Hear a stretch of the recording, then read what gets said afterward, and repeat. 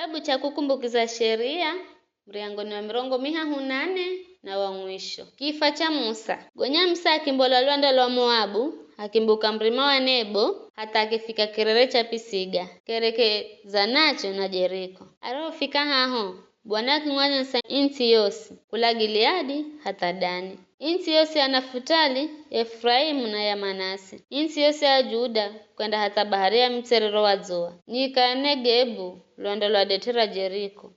Mji wa Jeriko ruo kala pia unaifa mji wa mitende kwenda hata Zoari. Gonya Bwana akimwamba Musa, indo inti niru ya apira Abrahamu, Isaka na Jakobu. Ukalanida pato avichazi chao. Nza kuricha uyone na matogo mwenye ela kundavuka na kuyangira bule. Bai Musa muhumike wa Bwana akifa kwa iti ya Moabu, ere Bwana alijokalaza nena.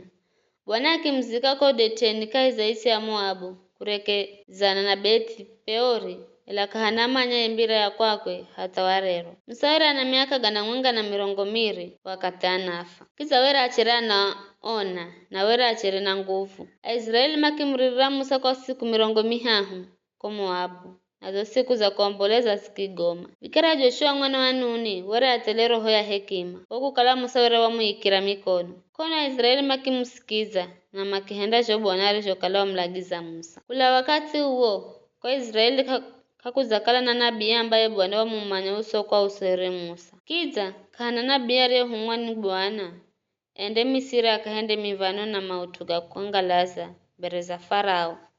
Maofisai osi na yoiti yosi. Mstari wa 12 na wa mwisho. Kana mtware nyesa nguvu nyingi na mautuga kuangalaza mbele za Israeli osi ere Musa. Ni hayo tu.